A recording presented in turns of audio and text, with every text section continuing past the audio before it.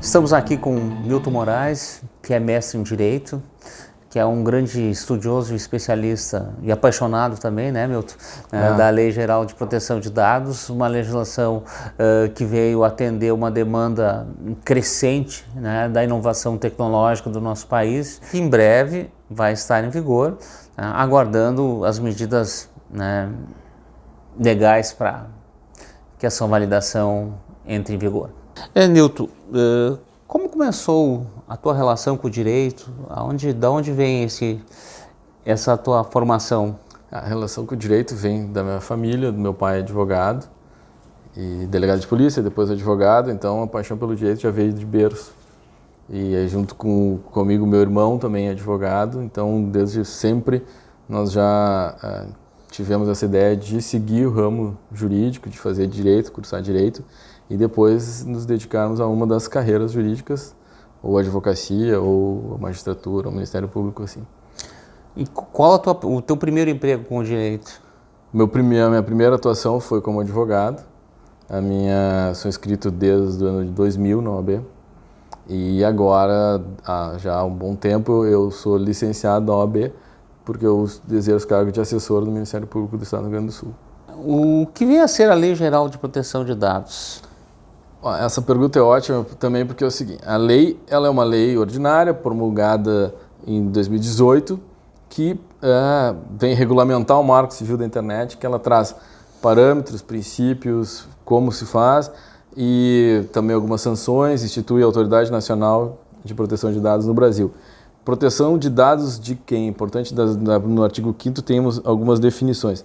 Dados pessoais, é uma lei que tutela dados de pessoas físicas. Nós não estamos lidando com o CNPJ, com informações de empresas, de entidades governamentais. Nós estamos tratando com os dados que identificam ou tornam identificável uma pessoa física. Por que é interessante fazer essa análise? Por que dados que identificam ou tornam identificável? Porque dependendo da circunstância, claro que o meu nome, meu endereço, meu CPF, meu e-mail sempre me identificam. Agora, eu posso ser identificado até pela placa do meu carro. Eu posso ser identificado, um trabalhador de determinada empresa pode ser identificado porque o veículo que ele estava tripulando possuía o logo, uma marca da empresa em determinado local, então era aquela pessoa que estava naquele local. Se tem como identificar alguém.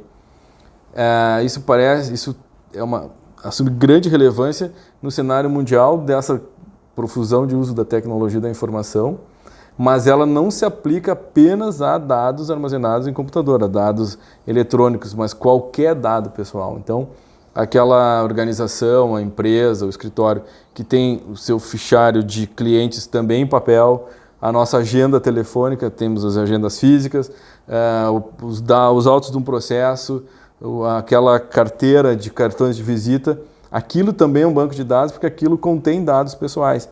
E se são utilizados para fins comerciais, não meramente pessoais, como a nossa agenda do telefone pessoal, constitui um banco de dados e está com a cobertura de toda a disciplina, é importante, não só da Lei Geral de Proteção de Dados, do Sistema de Proteção de Dados. Porque ela não embora a Lei Geral de Proteção de Dados seja talvez uma das protagonistas, mas a maior protagonista de todas é a Constituição Federal.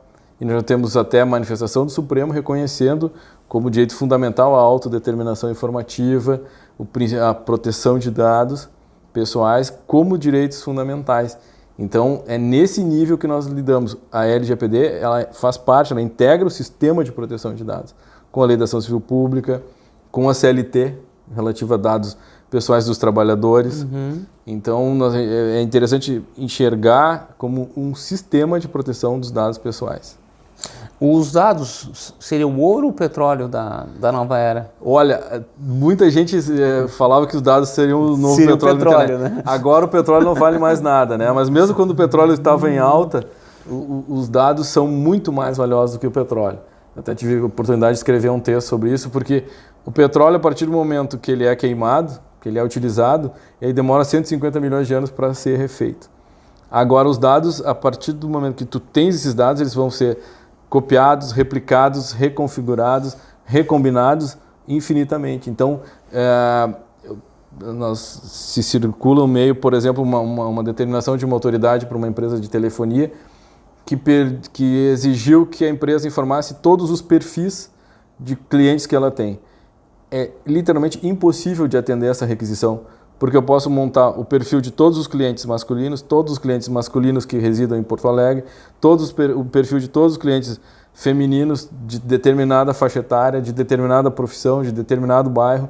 Então, essa é a diferença. O dado e o dado recombinado, ele conforma a informação. Então, o dado ele é muito mais relevante do que o petróleo. A diferença de dados sensíveis para dados pessoais. Certo. Dados pessoais sensíveis são uma categoria que recebe ainda maior tutela, maior proteção desse sistema de proteção dos dados pessoais. São aqueles dados referentes à saúde, à religião, à opção sexual, à filiação partidária ou opção partidária, dados referentes à filiação sindical, por exemplo. Então, dados biométricos, são esses dados que recebem uma proteção maior porque eles dizem respeito, além do direito de integrar a personalidade, como os dados pessoais não sensíveis, eles dizem respeito ao cerne da pessoa, as suas características mais relevantes.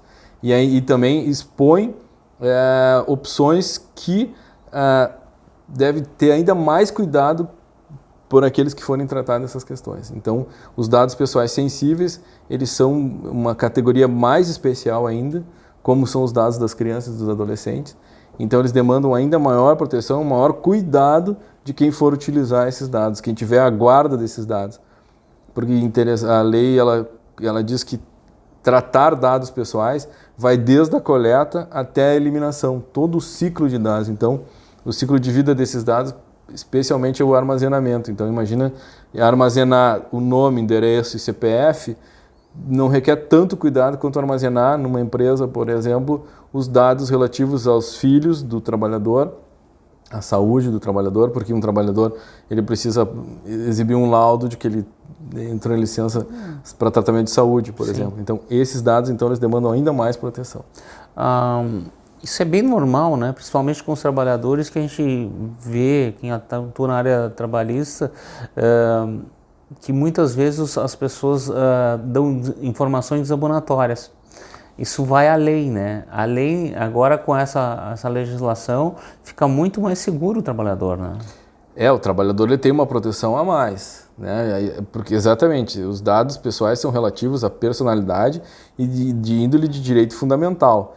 Então, toda empresa que tiver empregado, que tiver colaborador, quase todas os têm, elas, na hora de ter o seu RH, é necessário que elas tenham esse RH em conformidade com a Lei Geral de Proteção de Dados, que também dialoga desde a CLT até a Constituição, as normas setoriais, dependendo do mercado financeiro, as normas dos profissionais da saúde. Então, é sempre esse sistema de proteção de dados que deve ser levado em conta na hora de uma política de privacidade das organizações. Sim.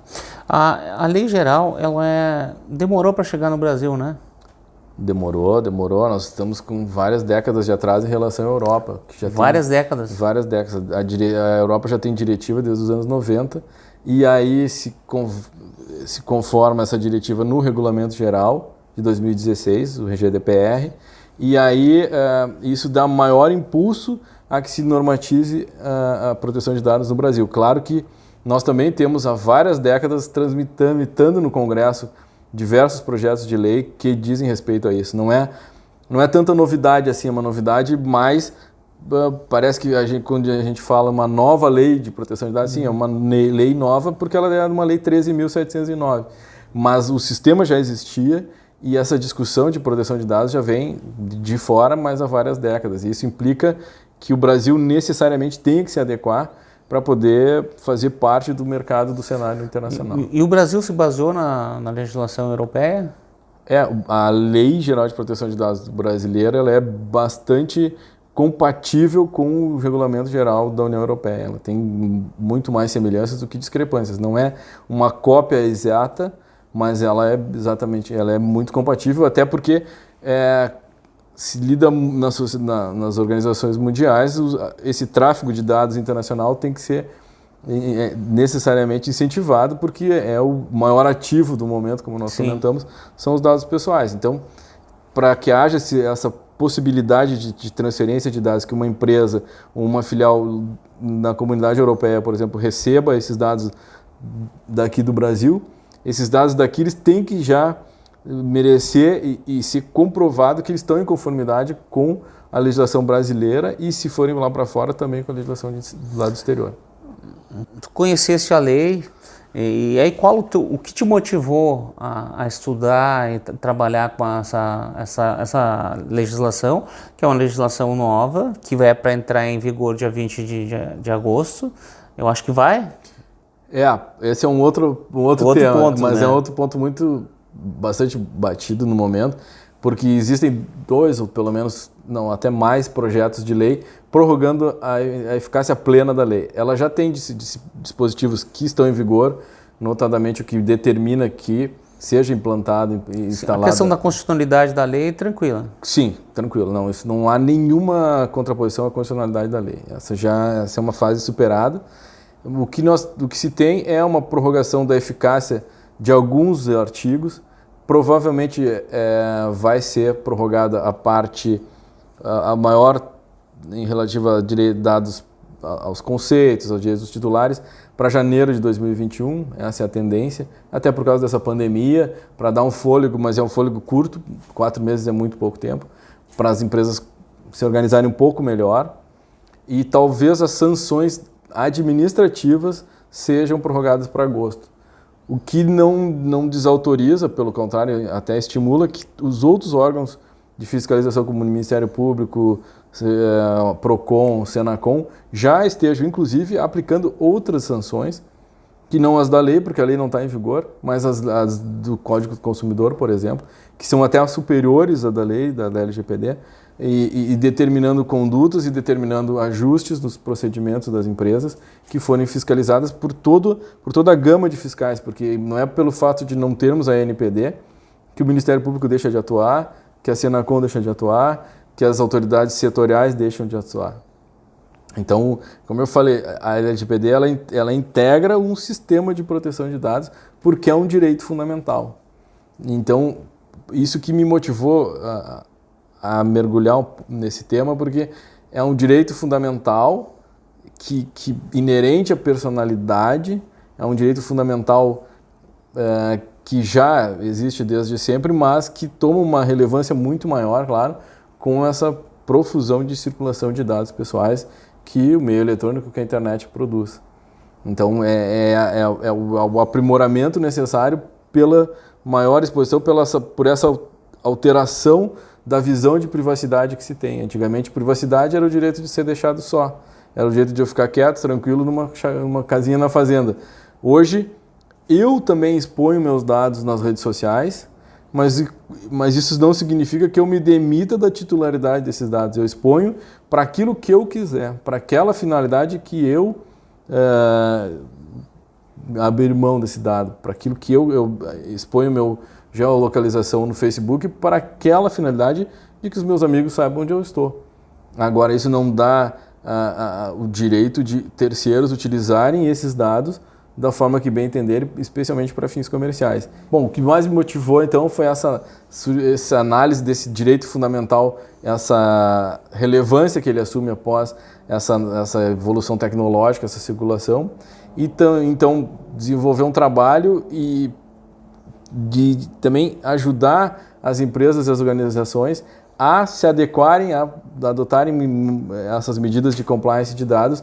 Para isso, então, que junto com o meu time, com a nossa engenheira, com a nossa especialista em gestão, nós montamos a DP Officer Brasil para fazer exatamente essa consultoria e essa ajuda, esse auxílio nas empresas, nas organizações, nos escritórios, nas organizações até de índole pública, porque o poder público também tem que se adequar, nessa implantação de programas de adequação dos fluxos do negócio das empresas aos parâmetros da LGPD e demais normas setoriais e até internacionais. porque nós percebemos que havia essa lacuna de análise multidisciplinar, porque não é uma questão só jurídica. Sim. Não se pode simplesmente adequar contratos e cláusulas contratuais e termos de consentimento de internet. É necessário que se faça um mapeamento do fluxo de dados dessa organização e que se saiba exatamente como esses dados são armazenados e são tratados e por que são tratados na organização até o momento que eles devem ser eliminados e devem ser descartados. Assim, na prática, como é que vai funcionar? Quando tu chegasse aqui no prédio, tu desse o teu... Isso. Se tivesse que informar o teu cadastro, né, da pessoa física, que é o CPF. Depois, com a aprovação, com a entrada em vigor da LGPD, como vai funcionar? Vai continuar, porque assim, muitos estabelecimentos pedem, principalmente farmácias,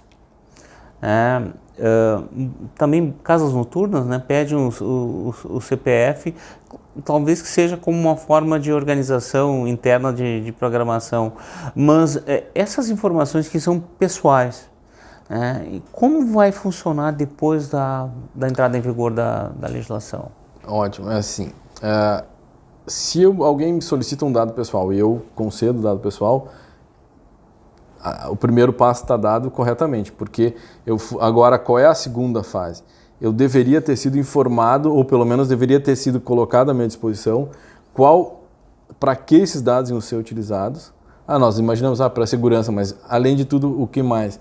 Eles vão ser armazenados onde?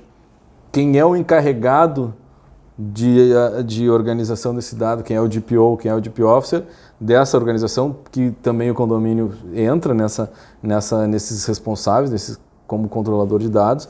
Então, o direito meu como titular do dado é ter o conhecimento de quais são as finalidades, quais são os objetivos, por quanto tempo e qual será a forma de eliminação desses dados pessoais. Eu tenho que ter ciência, pelo menos potencial, se eu desejar que seja assim, saber todo o processo, todo o fluxo que os meus dados pessoais vão ter dentro dessa organização. Um exemplo interessante é o sorteio de Natal do Shopping Center. Lá quem é que paga aquele carro que está sendo sorteado? São os nossos dados. É tão valiosa a nossa informação, a informação das milhares de pessoas que concedem essas informações, que eles compram um veículo, muitas vezes importado, de centenas de milhares de reais, claro, e sorteiam para um felizardo. Mas como os dados são o maior ativo, esse é um exemplo, o maior ativo do momento, porque os dados pessoais é esse banco de dados que motiva os empresários a sortearem um veículo. Só que no dia seguinte, ou mesmo ao sorteio, o titular tem o direito de revogar aquele consentimento e dizer, olha, a partir de amanhã vocês não estão mais autorizados a dispor dos meus dados, porque a minha finalidade era só participar do concurso, do sorteio, então eu não autorizo mais e eu quero que esses dados sejam excluídos do banco de dados do shopping center. Isso é o que a LGPD faz. Ela retoma a titularidade dos dados àquela pessoa que efetivamente é quem determina o que pode ser feito com os seus dados pessoais. Mas algumas informações, por exemplo, do Uber, do iFood, no Netflix, que eles acabam sabendo, por exemplo, o Uber sabe da onde o nosso deslocamento. O Netflix sabe quais os filmes, quanto tempo eu permaneço assistindo o Netflix, ou o iFood sabe, né, quando eu peço comida, quais são os meus gostos, né? E essas informações, elas são abrangidas pela LGBT? São, claro. Até essas empresas, como são empresas estrangeiras, empresas de fora, já estão organizadas, inclusive, ao Regulamento Geral de Proteção de Dados Europeu. Então, se nós tivermos a paciência de abrir a política de privacidade dessas empresas, lá consta milimetricamente todos os passos que são dados e a política de privacidade de tratamento dos nossos dados pessoais. E lá na frente tem o nosso consentimento. Então, nós consentimos com isso, claro, talvez não com a clareza que se deva. Quando a gente te dá o aceito... Quando se dá o aceite, fica valendo, eles estão autorizados a fazer esse tratamento de dados naqueles parâmetros que eles informaram. Claro que, se fores para fora, o nível de informação na Europa é muito maior do que daqui, exatamente porque lá a legislação já está em vigor. Então aqui eles ainda não têm essa necessidade, vamos dizer assim, de tanta informação. Claro que pelo prisma do consumidor já dá para exercer quase toda a plenitude desses direitos. Mas as políticas de privacidade exibidas lá fora e aqui ainda são diferentes, mas elas vão ter que se adequar e se equalizar e ficarem no mesmo patamar, porque esse é um dos objetivos, é que não é de proibir, não é de vedar, não é a partir da vigência da LGPD, não só as grandes, mas as pequenas empresas de assessoria, de assessoria de imprensa, por exemplo, vivem de um banco de dados de contatos. Isso não se torna ilegal de uma noite por dia, não vão fechar essas empresas, mas elas vão ter que se adequar aos parâmetros da Lei Geral de Proteção de Dados. Até o mercadinho que tem o caderno lá. Até o mercadinho, até o pipoqueiro da esquina. Ele tem um caderno e vê assim, olha, ele tem caderno com o nome, o valor da dívida. Né? Então, ele, claro, né, dentro dos parâmetros, mas seria interessante que ele também soubesse, olha, a partir como é que o titular de dados sabe que eu rasguei, né? Ele tem que demonstrar que riscou, que rasgou, que anonimizou esses dados. Sim. Né? Claro, esse é um exemplo extremo, mas é muito interessante. Todo profissional que tiver o seu cadastro de clientes tem que ter esse cuidado com esse dado pessoal. Porque, claro que o vazamento é um problema grave. Né? Vazam, e aí é um acesso indevido a todo o teu banco de dados e tal. Mas também, mesmo que não haja um vazamento, é importante que as empresas necessariamente tenham que ter essa política de proteção de dados, porque individualmente o titular pode exercer esses direitos. E um deles é saber o que é feito e como é feito, qual é a estrutura desse tratamento de dados na organização. Tá certo. O que é um DPO e como o trabalho dele na prática? O DPO, a lei, o GDPR trata como Data Protection Officer, que seria o encarregado, como a lei brasileira chama, o encarregado da proteção de dados dentro daquela organização. Ele deve integrar pelo menos o nível de alta direção da empresa, deve atuar com independência, então por isso que ele é uma figura que ainda é um pouco nova no ordenamento brasileiro, porque ainda a empresa tem que contratar alguém, pagar alguém que parece que joga contra. Né? Ele é o responsável pelo compliance de dados da empresa.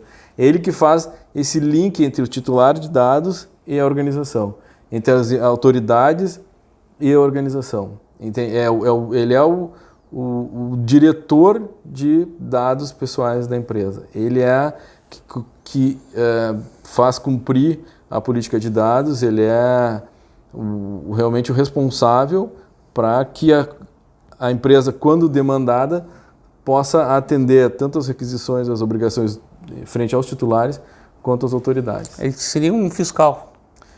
Só que ele pertence à própria autoridade, Sim, à própria empresa. Ele é um encarregado. Ombudsman.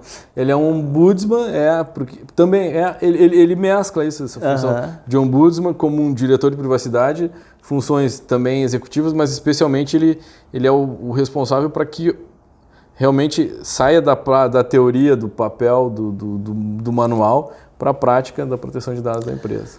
Tá. E qual o envolvimento da TI? O envolvimento da TI é gigantesco, ele é essencial, porque o que acontece? Pelo DPO, ele, junto com a TI, ele tem que organizar as camadas de como funciona o armazenamento, quais são as camadas de software que precisa, como se dá o acesso, quem tem login, qual é a fragmentação desse acesso aos dados.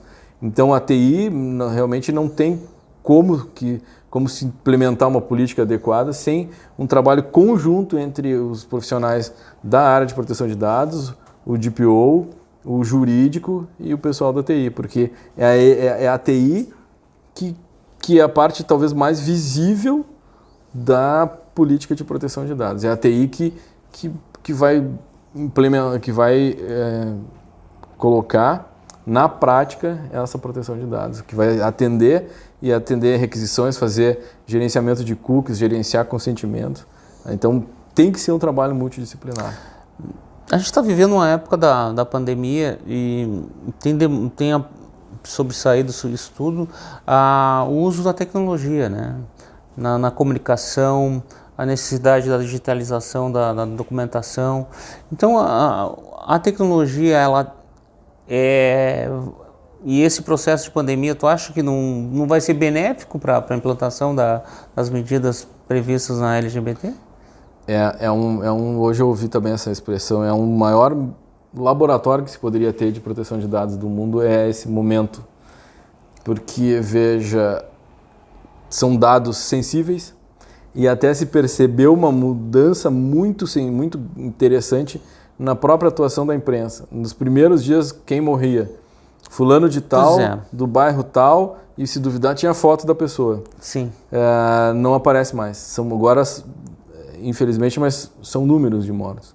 E isso é relevante, porque embora, claro, o falecimento encerra a personalidade jurídica, não é? Sim. Mas isso não demite de que seja a própria autoridade pública de proteger esses dados pessoais.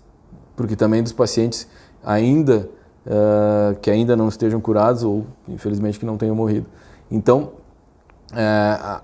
esse momento de pandemia, claro que o primeiro tópico é a saúde, é a preservação da vida, são essas medidas, né, necessárias à sobrevivência da pessoa.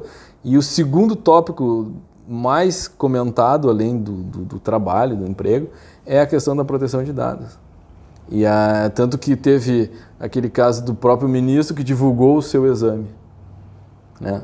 Ele poderia divulgar? Poderia. Agora, claro que talvez com um título mais de brincadeira, jocoso, mas teve gente que inscreveu aquele ministro numa torcida de um clube de futebol, o contrário ao que ele simpatiza. Tá, sendo isso uma pessoa física num clube de futebol, isso gera, por exemplo, pode gerar indenização por danos morais. Agora, se teve notícia de que houve a inclusão dele como consumidor de um streaming de filmes. Veja assim, quem promoveu essa inscrição talvez não teve nenhum fim econômico, então está fora de danos morais. Agora, a empresa que aceitou esse dado sem conferir e que continua, que depois vai talvez receber uma mensalidade, tem um fim econômico com isso, tem uma responsabilidade, inclusive nos termos de proteção de dados.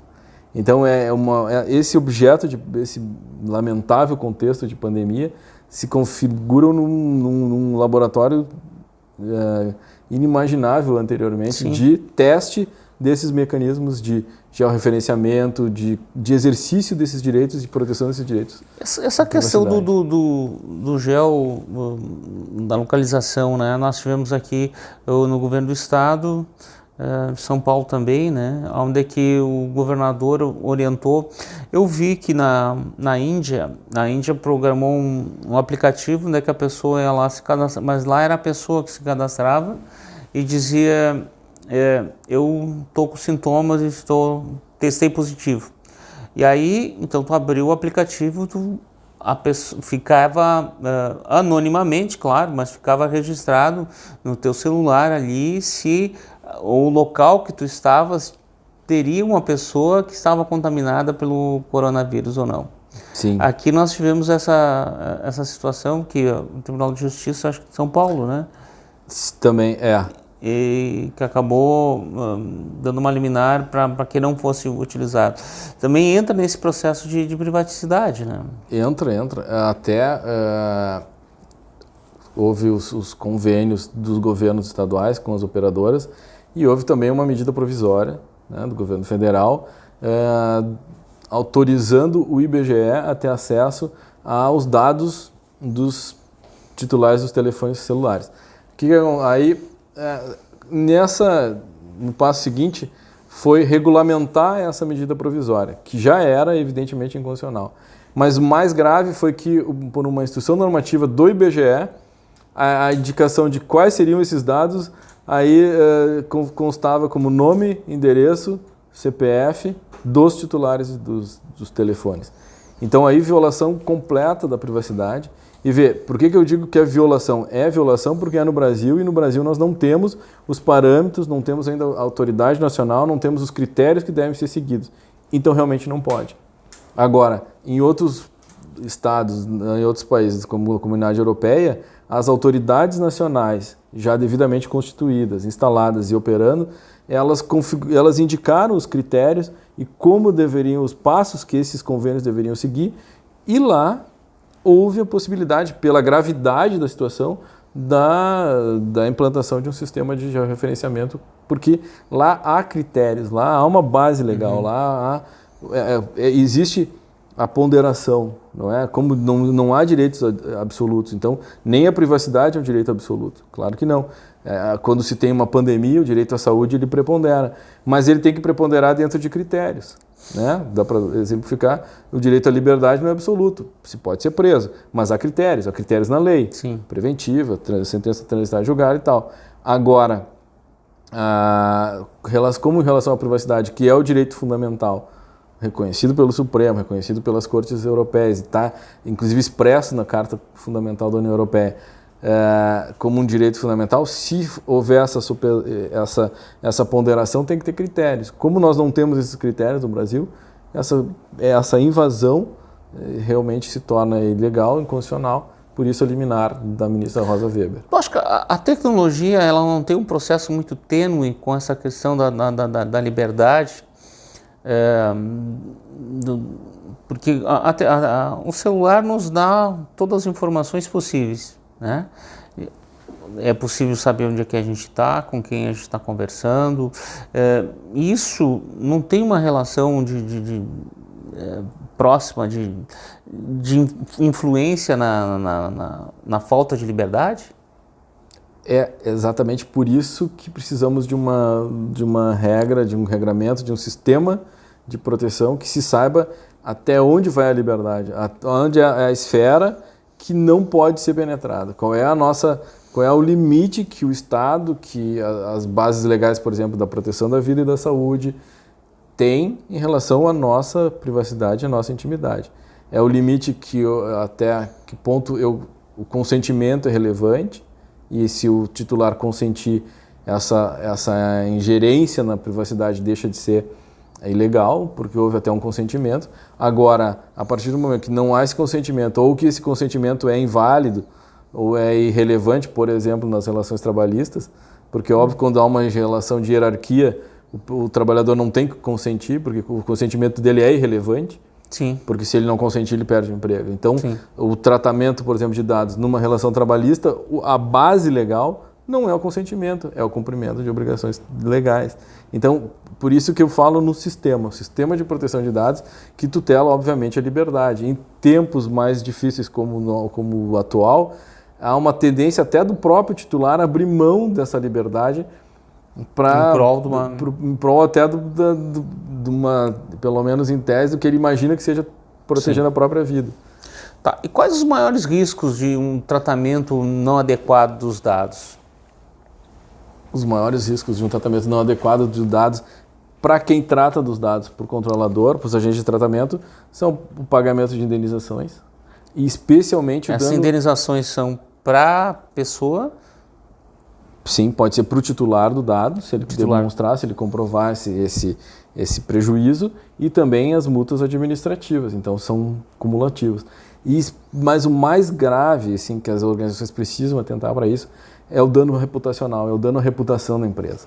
Porque esse é aquele que não recupera mais. Eu costumo dizer nas minhas aulas, nas minhas palestras, quando eu falo para empresários, né, ou para profissionais, eu digo, olha, não se preocupe com o limite de 50 milhões da multa da LGPD. Primeiro que 50 milhões é para empresa gigante, né, não é o caso de vocês, embora, né, possam ter empresas, sim, grandes, mas o que acontece? Quando chegar num patamar desse... A LGBT não vai viabilizar nenhuma empresa. Ela pode viabilizar se a empresa optar pelo caminho da não conformidade. Então eu digo, olha, tem que cuidar mais com a reputação da tua empresa, da clínica médica que teve os dados vazados, ninguém mais vai confiar naquele médico. Porque vazam dados de determinado banco, vazam dados de determinada clínica médica. esse dano à reputação dessas empresas é que se torna a maior responsabilidade, o maior gap que tem que ser atentado por quem controla esses dados. Então, porque isso pode demandar tanto a atuação dos órgãos fiscalizadores, inclusive com medidas administrativas de bloqueio e eliminação dos dados, isso pode inviabilizar, né, ou pelo menos um setor da empresa, quanto a publicação das infrações, a publicação das penalidades, exemplo do que já ocorre no consumidor. E aí nós vemos que a reputação, que hoje em dia cada vez ela assume um patamar mais elevado, porque cada compra que se faz na internet se consulta a reputação daquele fornecedor, a reputação daquele profissional. E aí é nesse nível que trabalha a LGPD e o sistema de proteção de dados. Ela é especialmente uma lei reputacional. Quando chegar na multa, a reputação o prejuízo à reputação vai ser superior ao valor nominal da multa. Porque a validação não se dá pelo rótulo, pelo que o produto se vende, mas sim pelo que aquilo que as pessoas estão comentando. Exato. E é uma inversão muito interessante, né? Porque vamos pegar as empresas de aplicativos, né? Elas conseguem ser eficientes por conta disso. Antigamente se dizia, né, meu filho, não pega carona e nem com quem não te dá balinha e quem te oferece carona.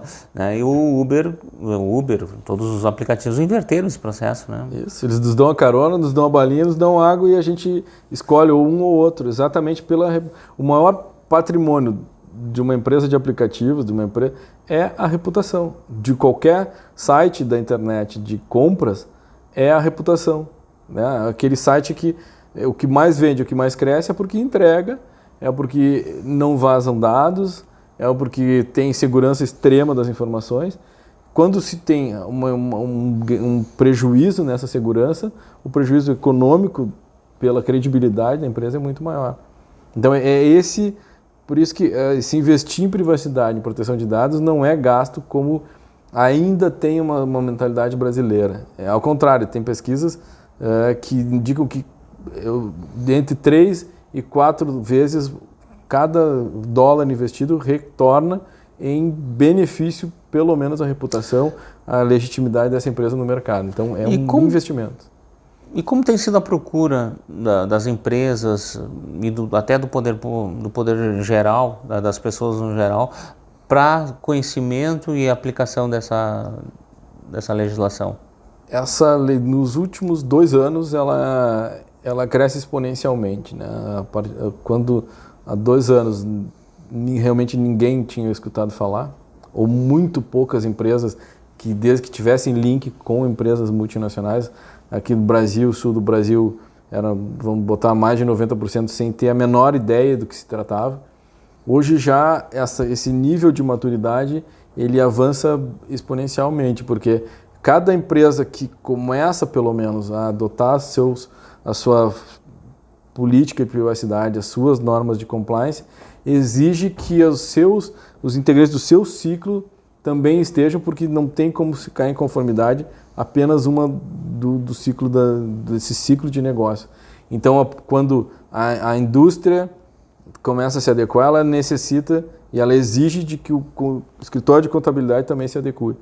O escritório de advocacia também tem que estar em conformidade, porque há uma circulação de dados entre eles.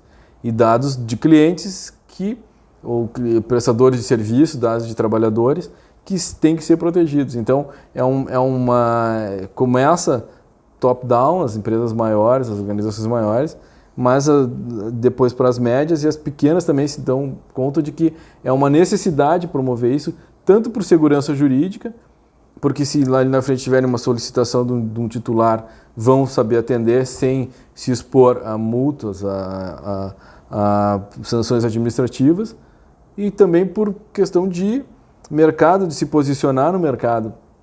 O pricing das empresas, a valuation das empresas se eleva, porque se uma empresa vai ser adquirida ou formar uma parceria com outra, o valor de mercado dessa própria operação ele assume maior relevo, porque não tem essa surpresa ali na frente, né? Quando se leva a efeito as diligências, as due diligence, para analisar como essa empresa se comporta, o valor de uma empresa que está em conformidade, que não tem demandas tanto cíveis como administrativas, né? E também de proteção de dados, ainda que potencial, porque tem uma política de proteção de dados adequada, essa empresa ela assume um papel de destaque no mercado. E com relação ao poder público, também vale as mesmas regras? O mesmo procedimento vai ter que ser adotado pelos entes públicos? A lei ela é expressa a exigir também dos entes públicos essa proteção aos dados que eles tratam, que eles lidam o dia inteiro. A lei faz algumas concessões, ela altera, ela tem algumas peculiaridades do poder público, mas já há entendimento, por exemplo, um entendimento bastante adequado, que o gestor público que não cumpre as regras também de proteção de dados, ele infringe o princípio da legalidade. Se ele infringe o princípio da legalidade, ele atrai o disposto no artigo 37 da Constituição. Sim. Até improbidade administrativa pode configurar. Porque o gestor público ele é obrigado a se comportar na gestão da coisa pública em conformidade com a lei. Se não há uma política de privacidade, há um entendimento bem interessante de que ele já infringe, pelo menos na violação ao princípio da legalidade. Acho que uma das coisas que mais chamava a atenção era aquela questão do INSS, né? Sim. Que a pessoa encaminhava sua aposentadoria, e a pessoa nem sabia que estava aposentada, e o banco, né, os bancos já começavam a ligar, informando ali tinha uma invasão total, né? Isso que o setor financeiro é um dos setores mais regulamentados do Brasil. Mas mesmo assim, mas é o mais... mesmo assim há esse tratamento irregular de dados, sem dúvida. Então, essa é a responsabilidade. Quem se sentir violado em seus direitos também de titular de dados, a lei abre campo, sim, até a busca de indenizações. E essa indenização e essas demandas, tanto em caráter individual quanto coletivo, pelas entidades que fiscalizam. Não, essa é uma situação bem extrema, né? Que eu acho que tem que ser resolvida, né? Apesar que eu acho que já deu uma acalmada, né? Não tem mais tanto... Ou às vezes ou acalmam ou as coisas viram tão rotineiras que não se reclama mais, mas sem dúvida que é algo que deve ser reparado, deve ser regulamentado, deve ser reorganizado, porque não há essa possibilidade de que esses dados pessoais sejam utilizados de uma forma comercial. Alguém vende esse dado. Por isso a responsabilização tem que ser, a organização tem que ter uma política, ela tem que ter todo um sistema de proteção de dados. Ela não é... Cada nível de funcional que tem acesso a esses dados tem que ser limitado àquilo que necessariamente ele precisa. Não é nenhum demérito, mas não é qualquer estagiário que pode ter acesso ao cadastro de todos os clientes da empresa. Isso nem público e muito menos privado. Então, não é qualquer estagiário que possa espetar um pendrive e baixar todo o arquivo de clientes de uma organização. Então, se for assim, já há uma falha de proteção de dados gritante aí. Para o cidadão que está nos assistindo aí, como é que ele faz para se proteger? Para saber que seus dados estão preservados? Quais os passos que ele faz? Uma das coisas mais básicas é ler as políticas de privacidade, por exemplo, dos sites que ele acessa. Então, quando ele na condição, o titular de dados, na condição de usuário de um sistema, de um serviço da internet, por exemplo, ali conheça a nossa política de privacidade. Clique aqui e leia. Todos têm. Claro que alguns mais completos, outros menos, mas todos já dispõem disso. Tem que dar um trabalhinho, tem que ler. Claro. Por que ainda tem que dar um trabalhinho, ainda tem que ler? Porque a nossa lei ainda não está em vigor. A lei em vigor ela já não tolera mais essa pouca informação. Tem que ser informado mesmo. A empresa tem que incentivar que o usuário leia. Se eu chegar para fazer um cadastro, né? Sim. Eu vou fazer um cadastro, eu vou ser informado que eu estou informado. Qual é o procedimento que vai ser? tanto quem está recebendo, quem está solicitando esse dado já deve ativamente já proporcionar que o cidadão, que o titular de dados já tem acesso a todo o ciclo de vida daquele dado naquela organização. Então, não basta dizer, leia aqui, o senhor tem interesse de saber qual é a nossa política de privacidade. A nossa política de privacidade está no site, mas tem um resumo aqui. Né? Já ocorre com o Código do Consumidor, fica à disposição. Mas isso deve ser, a organização deve ser mais proativa nisso, deve realmente expor e incentivar que o titular acesse essa política de privacidade, saiba o que vai ser feito com aquele dado. Aí, num segundo passo... Então vai ser mais ou menos hoje o que acontece nas empresas que têm o Código de Defesa do Consumidor. Isso. Que eletronicamente já mais ou menos acontece isso, um clique aqui, mas isso deve evoluir para que já seja disponibilizado antes, não seja o titular que tenha que percorrer esse caminho já seja o primeiro degrau, já seja de conhecimento pelo dever de informação e de transparência.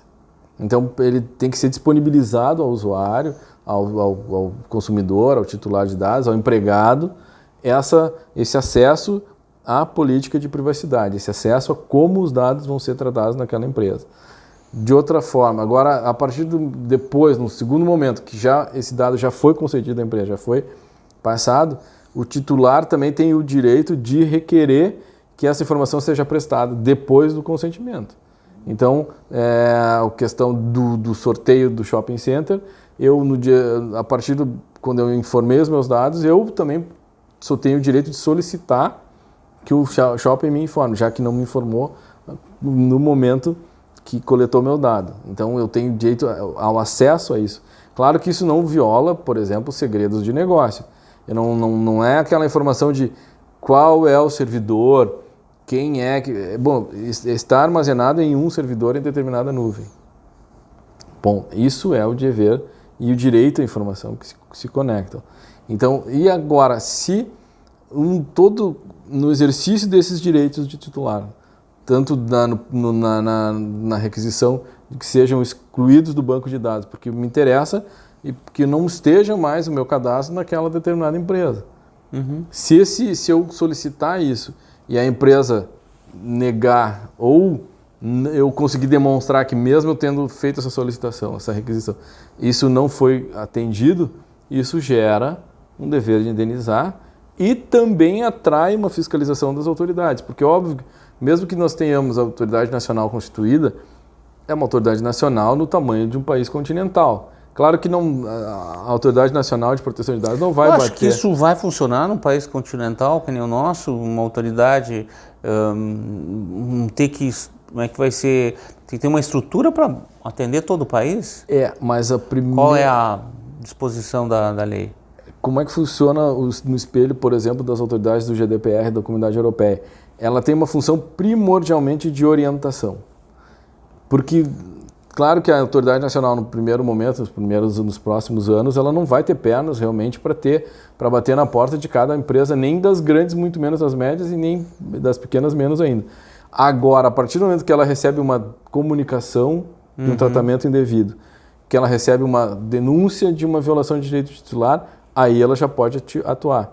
Só que sempre essa visão sistêmica. No Brasil, nós não temos só a autoridade nacional, nós temos o Ministério Público, que já atua na proteção de dados.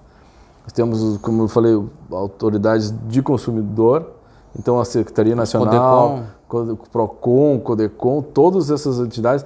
As entidades, nós temos várias ONGs, por exemplo, como o Instituto de Defesa do Consumidor de São Paulo, que já foi o responsável pela ação que buscava contrapor a utilização dos dados dos usuários do metrô na linha 4. Então, ainda não temos, lá não foi o MP, lá não foi a Autoridade Nacional, e sim uma entidade, uma ONG. Então, tem essa outra, além do titular de dados, outro fiscal que é do mercado, o concorrente. Porque o concorrente também, as denúncias podem ser anônimas, a empresa tal não tutela, ou não cuida dos dados pessoais dos seus empregados, por exemplo. Os trabalhadores, numa reclamatória trabalhista, podem demandar isso. Então, fiscal é realmente o que não falta no Brasil, né? Então, e um direito fundamental, que também é uma pergunta interessante que me fazem, isso vai gerar uma indústria de indenizações. Bom, uma indústria desde que quem não estiver em conformidade, quem optar por ausência de conformidade, sim, se expõe a indenizações. Assim, as telefônicas, né, nós não tem, são muito useiras de fazer ligações. Muitas vezes as pessoas já pagaram sua conta, acabam tendo uma nova chamada, ou mesmo as telefônicas concorrentes te ligam para ofertar uma nova linha, né, para troca de plano. Isso vai ser possível? Veja, a lei ela não vai proibir nada. Ela proíbe muito pouca coisa. Ela proíbe comercialização de dados sensíveis relativos à saúde. Agora, o abuso desse direito da empresa é que a lei coíbe. A telefônica, algum call center, ele te liga. Uhum. Claro, a partir que eu dizendo, olha, eu não quero que me ligue mais, eles exerceram talvez o legítimo interesse do seu negócio, que não é um negócio ilícito, não é um negócio, existe uma autorização, eles têm um CNPJ, eles pagam tributos e tal. Claro. Agora, quando eu exerço o meu direito de não mais ser perturbado por aquela empresa, ela tem que atentar, ela tem que cuidar disso e realmente não mais me procurar para venda de produtos. Se não atender, aí gera o dever de indenizar para a empresa. Então é o caso de uma consultora de São Paulo que as imobiliárias ligavam para um advogado e esse advogado contrapôs isso, não me liguem mais, e aí seguiram as ligações, isso que acontece diuturnamente. Sim. Ao seguirem as ligações, esse advogado ele interpelou as imobiliárias e aí ele chegou com a informação de que seria uma consultora que teria disseminado esse dado. Sem qualquer consentimento, sem qualquer autorização, sem qualquer compatibilização. Isso rendeu uma multa de R$300 por dia. Entende? Até que cessasse, que essa empresa demonstrasse que cessou essa violação de dados. É tão séria essa questão das empresas de compartilhamento de dados que o STJ, mesmo sem LGPD, né, já reconheceu que até a troca de dados entre empresas do mesmo grupo tem que ser informada ao titular, sob pena de dano moral de R$8.000. Então, isso, veja, empresas do mesmo grupo.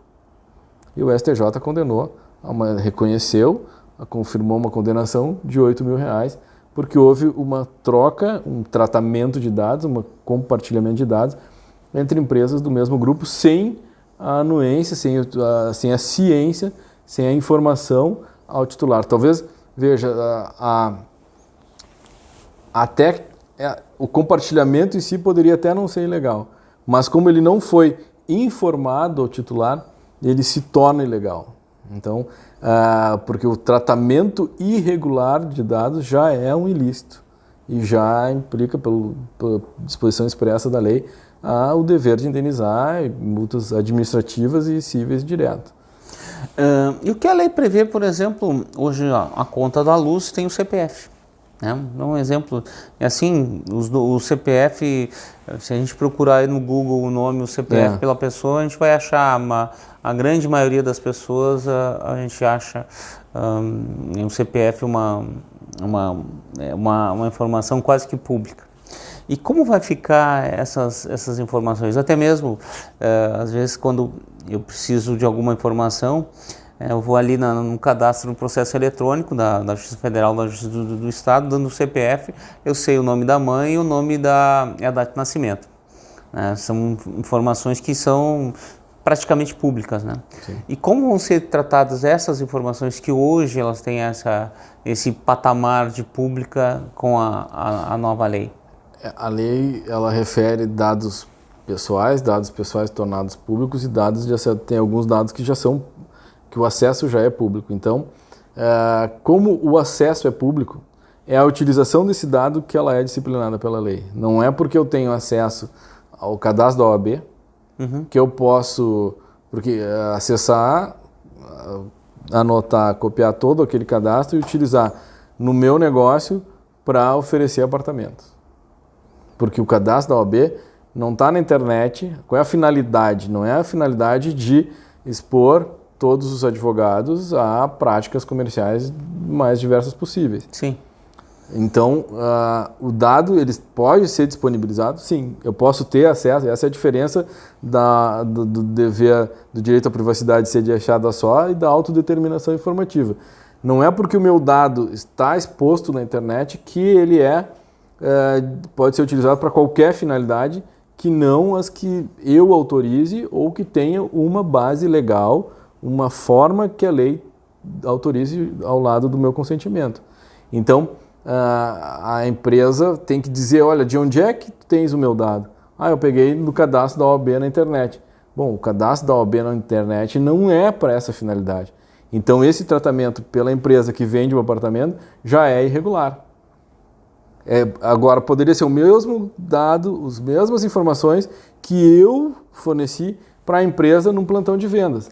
Bom, é óbvio que eu forneci meus dados da empresa para um plantão de vendas para negócios, ou pelo menos para divulgação de empreendimentos imobiliários.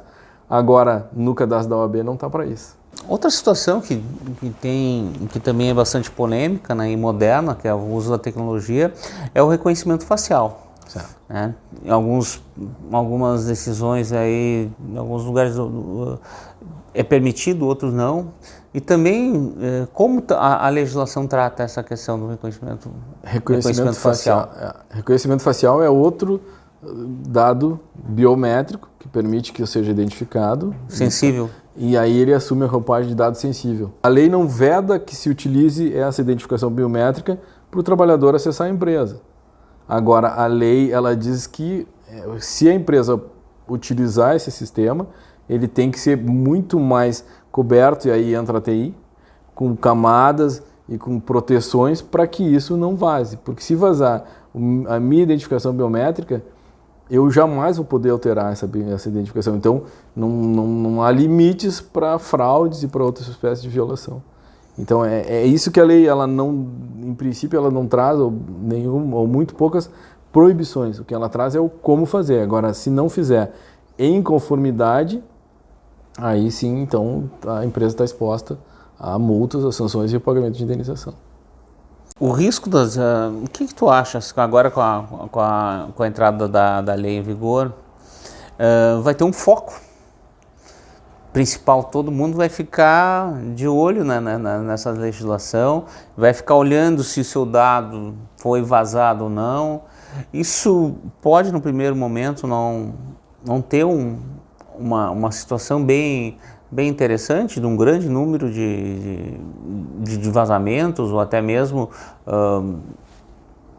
aumentar essa situação, e a legislação, quando está entrando em vigor, não ter a autoridade condições de fazer a análise, fazer o tratamento? Assim, a lei, quanto mais próximo da vigência, e a partir do momento que ela entrar em vigor, o que se imagina, pela tradição brasileira de ser extremamente demandista, o Brasil é um país demandista, é sem dúvida um aumento brutal de pedidos de indenizações que vão ser decorrentes de condutas irregulares. Então, né, não é um juiz, ao condenar uma empresa, ele não está criando nada. A empresa, quem se comporta de forma indevida, um dos deveres é de indenizar. É uma opção. Tem uma ação civil pública questionando o vazamento de dados de um grande site de relacionamento. Eu não sei o resultado dessa ação, mas esse tipo de vazamento que envolve milhões de pessoas. Isso aí tem uma previsão de uma solução coletiva para essas demandas na própria legislação, ou teria que ser enfrentar caso a caso? A lei ela traz um sistema, por isso que, junto com a lei da ação civil pública, por se tratar de um direito fundamental, a legitimidade do Ministério Público é total, é ampla para essa tutela. E aí, né, como é do sistema, o Ministério Público ajuiza uma demanda de efeitos coletivos, né, tutela coletiva, e aí, quando se tem uma declaração desse direito e a consolidação de que houve essa violação ao direito coletivo, aí isso viabiliza para que individualmente as pessoas busquem a sua liquidação dos seus danos, né? Então são as esferas de responsabilidade. Essa empresa de redes sociais pode ser condenada ao pagamento de uma indenização coletiva, de um dano moral coletivo, uma multa administrativa em sede coletiva, que vai para o fundo de bens lesados, como as ações civis públicas. Essa multa administrativa, ela tá linkada a algum fundo específico? Sim, normalmente ela vai para o fundo de bens lesados, como as outras demandas coletivas. É um fundo constituído pelo pagamento dessas indenizações, que entra para a organização de políticas públicas, atendimento das obrigações sociais do Estado. Mas, além disso, as pessoas que se sentirem, que demonstrarem a sua violação individual, então podem receber e vão ter esse direito à indenização individual por cada um desses usuários, desses titulares de dados, como diz a LGPD. Bom, como consideração, gosto de repisar duas questões. Primeiro que quando a gente não pode parar uma onda, a gente pode aprender a surfá-la. Então, essa onda da proteção de dados e da privacidade, ela não há como ser barrada, porque ela é de índole mundial e ela diz respeito a um direito fundamental inerente à personalidade. Então, é como o direito ambiental. Não há como se conceber um empreendimento que não atente às regras ambientais. Do mesmo modo, né, ou a privacy by design, já quando o produto ele é concebido, já deve ser concebido sob a égide de proteção dos dados, ou by default, reorganizando aqueles produtos, aquelas atividades já em andamento. Então, essa onda é uma onda que só cresce, ela tutela direitos do mundo inteiro, então não há como lutar contra. As organizações e os profissionais devem se adequar. E esse então pelo lado corporativo. Pelo lado do titular dos dados, é importante que não existe serviço de graça. Quando você não paga por um serviço, você é o serviço. Então, quando algum aplicativo não cobra nenhuma mensalidade, a remuneração dele é com o maior ativo do momento, as maiores empresas do momento, elas são as que lidam com dados. Então, esse é o cotejo, é a onda de que as empresas devem necessariamente se adequar, se proteger e proteger a sua organização de vazamentos e também adequar ao atendimento dos direitos dos titulares e os titulares saber que não é um mero indicação do CPF, é a remuneração por aquele serviço que está sendo prestado para a gente. Então, quero agradecer ao Nilton Moraes, né, por essa aula que nos deu aqui nesse novo espaço que a gente está criando aqui para conversa sobre assuntos da atualidade, principalmente do direito, né, que é a nossa base de estudos, nossa base de trabalho. Então, quero te agradecer mais uma vez e muito obrigado por ter nos conferido essa bela explanação. Bom, eu quero agradecer pela oportunidade, a honra é toda minha. Falar sobre proteção de dados e privacidade é sempre um prazer e se aprende muito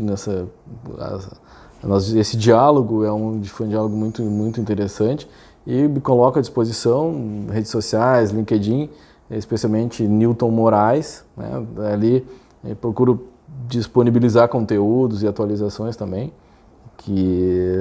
para atuar nessa disseminação desse lado bom da proteção de dados e da privacidade.